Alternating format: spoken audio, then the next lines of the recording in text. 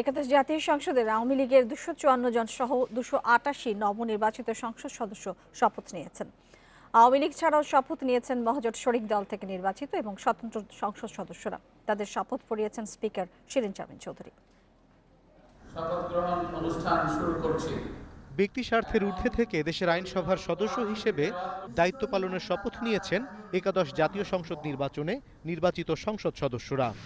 আমি শিরীন শারমিন চৌধুরী সংসদ সদস্য নির্বাচিত হইয়া সংসদ ভবনের শপথ কক্ষে প্রথমে স্পিকার হিসেবে শপথ নেন শিরীন শারমিন চৌধুরী। সংসদ সদস্য নির্বাচিত হইয়া এরপর সংখ্যাগরিষ্ঠ দল হিসেবে প্রথমে শপথ নেন আওয়ামী লীগের সংসদ সদস্যরা। গেজেট প্রকাশের 48 ঘন্টার মধ্যেই আওয়ামী লীগের সভাপতি শেখ হাসিনা নেতৃত্বে দলটির 254 জন সদস্য শপথ নেন। আজকে আমরা নতুন করে সোনালী দিনে প্রবেশ করেছি।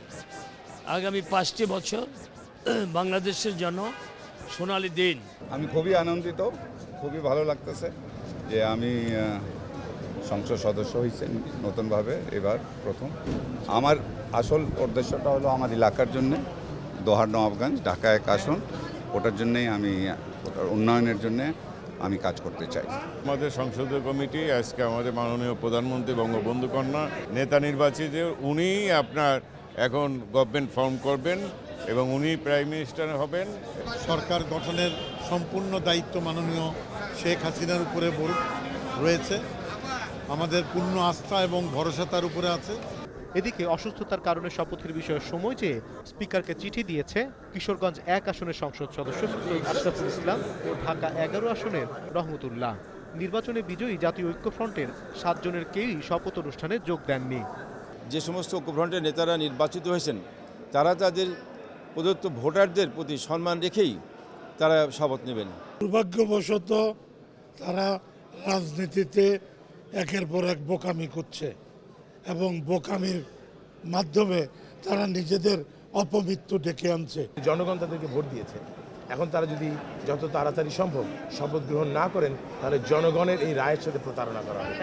দুপুর 12টার দিকে ক্রমানুসারে জাতীয় পার্টির 21 জন, ওয়ার্কার্স পার্টির 3 জন, জাসদের 2 জন, বিকল্পধারার 2 জন, তরিকত ফেডারেশনের 1 জন, জাতীয় পার্টি মঞ্জুর 1 জন এবং স্বতন্ত্র প্রার্থী হিসেবে 3 জন নির্বাচিত সংসদ সদস্য শপথ নেন।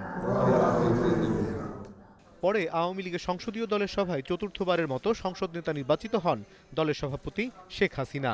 এ সময় তিনি দলমত নির্বিশেষে জনগণকে সমানভাবে দেখতে দলের নবনির্বাচিত সংসদ সদস্যদের নির্দেশ দেন। ক্ষমতাকে ব্যক্তিস্বার্থে ব্যবহার না করার আহ্বানও জানান শেখ হাসিনা। শপথ গ্রহণের মধ্য দিয়ে শুরু হলো একাদশ জাতীয় সংসদের আনুষ্ঠানিকতা।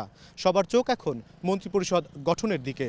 আওয়ামী লীগ সভাপতি শেখ হাসিনার নেতৃত্বাধীন টানা তৃতীয়বারের মতো এই সংসদ বাংলাদেশকে সুদৃঢ় অর্থনৈতিক ভিত্তির উপর প্রতিষ্ঠিত করবে বলে প্রত্যাশা জানিয়েছেন মহাজোটের নেতারা। অনিমেষ কর, ইন্ডিপেন্ডেন্ট নিউজ, ঢাকা।